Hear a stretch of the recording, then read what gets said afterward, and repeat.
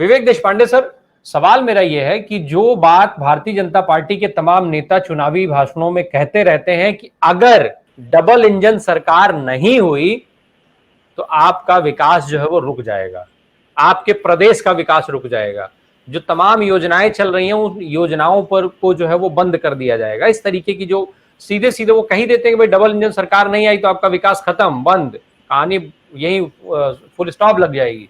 तो वो सीधे सीधे दिख रहा है कि ये डबल इंजन सरकार ना होने की देन है इस एम्स का ना बन पाना। जी ये बिल्कुल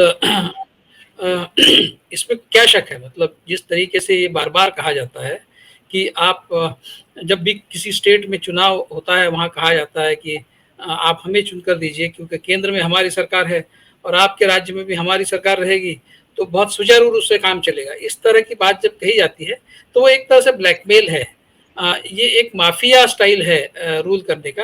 और हमने उसका उदाहरण कई बार, जैसे आपने अभी दरभंगा के एम्स का उदाहरण बताया, कर्नाटक में ये रिसेंटली जो हुआ है, कर्नाटक में अपने मैनिफेस्टो में कांग्रेस ने जो प्रॉमिस दिया था चावल और कुछ गेहूं वगैरह देने का, तो तुरंत जैसे ही वो सत्ता में आए, जब उन्होंने स्कीम लॉन्च की तो पहले तो फूड कॉर्पोरेशन ने उनको 2 ट्रेंचेस में ये देने का मंजूर किया, उनको लेटर भी दिया और तुरंत केंद्र सरकार ने उस पर बैन लगा दिया। तो अगर बीजेपी को चुन के देते तो वो स्कीम जारी रहती। तो ये इस तरह से ये जो एक माफिया स्टाइल है राज करने का, ये बहुत परफेक्शन के साथ इन्होंने अडॉप्ट कर लिया है। जहाँ तक एम्स का सवाल है, मैं आपका ध्यान आकर्षित करना चाहूँगा, इंडियन एक्सप्रेस में शायद 2 या ढाई साल पहले एक सीरीज एम्स के ऊपर आई थी कि किस तरह से हमारे एम्स जो है वो इल इक्विप्ड है, उसमें बहुत सी बातें अभी भी पूर्ण नहीं हुई है और आधे अधूरे तरीके से वो चल रहे हैं। उसमें पटना के एम्स की भी एक स्टोरी थी। अब जहाँ पटना का एम्स ही ठीक से नहीं चल रहा है, उसके बारे में भी एक स्टोरी 1-2 साल पहले आई थी कि एक बाप को अपने बेटी के लिए वहां से एम्बुलेंस नहीं मिली तो अपने हाथों में उठाकर वो ले गया था। तो ये पटना एम्स की स्थिति है। अब दरभंगा कहाँ से, जब पटना में ही एम्स की स्थिति है तो दरभंगा तो बहुत दूर की बात है। और अब तो बीजेपी सरकार में भी नहीं है तो वहां तो एम्स बनने से रहा, जब तक बीजेपी सरकार में वापस स्थापित नहीं होती तो वहां के एम्स का फ्यूचर जो है वो तो सस्पेंडेड रहेगा।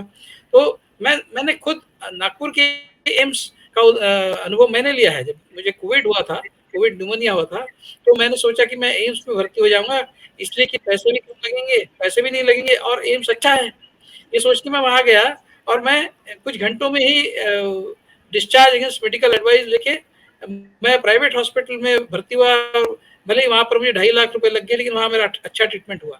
जब मैं गया था तो वहां पर जो जनरल वार्ड में ही मैं था, वहां पर गद्दी पर चादर नहीं थी, जो पिलो थी उसको कवर नहीं था। और वो जब मैंने पूछा कि ये क्या है तो बोले आप कल सवेरे मिलेगा। मैं शाम को एडमिट हुआ था, मतलब कल सवेरे का क्या मतलब आता, तो मुझे तो आज ही चाहिए सारा। जबकि सारे डायरेक्टर वगैरह वहाँ के मेरे पहचान के थे, मैं पत्रकार इंडियन एक्सप्रेस का करके मुझे जानते थे। और दूसरे दिन सवेरे तक मेरा बुखार उन्होंने चेक नहीं किया। जब मैंने बताया उनको कि मेरा बुखार चेक कीजिए क्योंकि मुझे हाई फीवर है, तब जाकर बुखार चेक किया।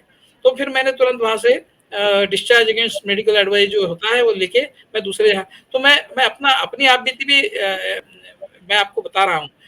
लेकिन जहाँ तक झूठ बोलने का सवाल है, मैं हमेशा ये कहता हूँ कि ये तो बेसिकली आरएसएस के प्रोपेगेंडा की जो ये है उनका जो तरीका है उससे आता है। एक झूठ को 100 बार कहिए तो उसको लोग सच मानने लगते हैं।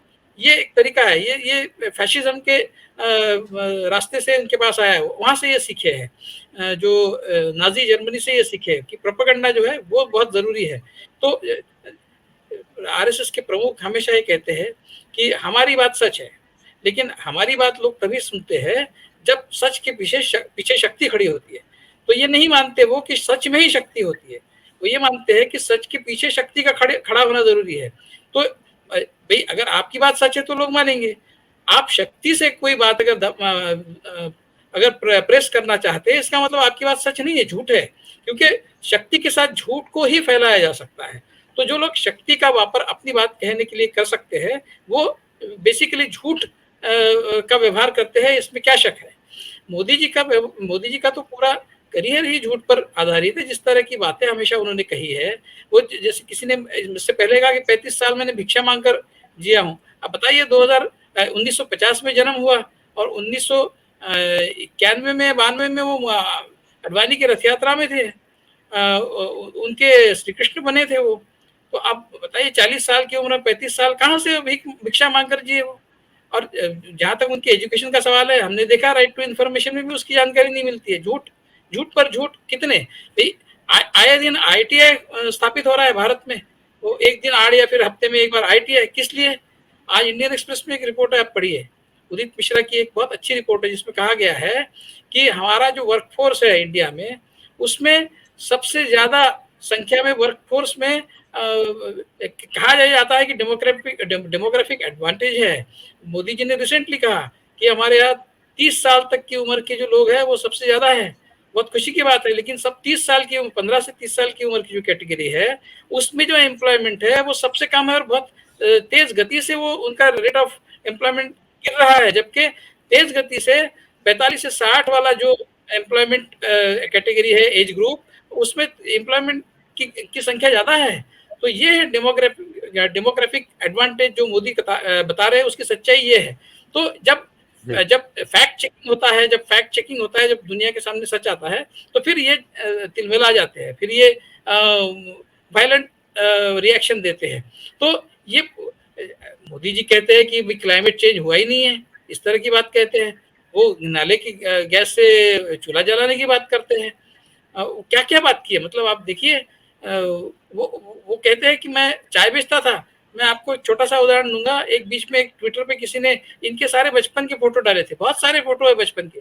आप याद कीजिए, मैं उनसे 14 साल बाद मेरा जन्म हुआ, मैं लोअर मिडिल क्लास फैमिली में पैदा हुआ। मतलब चाय वाले से तो मेरी फैमिली की इकोनॉमिक कंडीशन अच्छी थी। मेरे कुल मिलाकर 3 फोटो है बचपन के। उस समय में फोटो निकालना ये बहुत ही महंगा एक ये था। मोदी जी के कितने फोटो है आप देखिए, और इनकी फैमिली में तो बहुत लोग थे। तो ऐसा तो नहीं है कि सिर्फ अकेले मोदी जी के फोटो होंगे, सबके इतने अगर फोटो है तो कहाँ से ये चाय बेचने वाली की फैमिली होगी। आप बताइए, बहुत सीधी सी बात है। और फोटो में इनके कपड़े देखिए, बहुत अच्छे कपड़े पहने हुए हैं। तो ये सारा, ये मैं इनको पॉलिटिकल बाबा मानता हूँ। ये बाबा है। जैसे धार्मिक बाबा होते हैं, तो पॉलिटिक्स में बाबागिरी जो है ये मोदी जी से शुरू हुई है।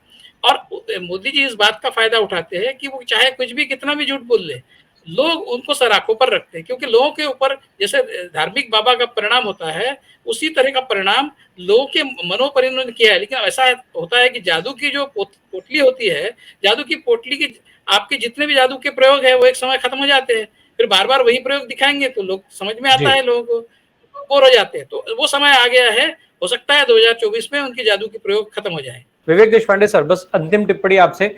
सर, ये जो पूरा जो आज हम लोग बातचीत जिसको लेकर के कर बात विषय था, सर ये क्या की चुनावी जल्दबाजी है, घबराहट है, या फिर ये जो जुमलेबाजी इनकी चलती रहती है वो है? इसको हम लोग किस रूप में देखें? जी, पैनिक तो है, स्पष्ट दिख रहा है। जिस तरीके से उसका बहुत बड़ा इंडिकेटर जो है वो गडकरी जी के खिलाफ जो कैग की रिपोर्ट आई है, वो एक उस पैनिक का एक इंडिकेटर है। क्योंकि शायद मोदी जी भी ये मान के चल रहे हैं कि कोएलिशन गवर्नमेंट बनाने की स्थिति में बीजेपी जा सकती है। और ऐसी स्थिति में वो नहीं चाहेंगे कि गडकरी जी एक पॉपुलर चॉइस बने।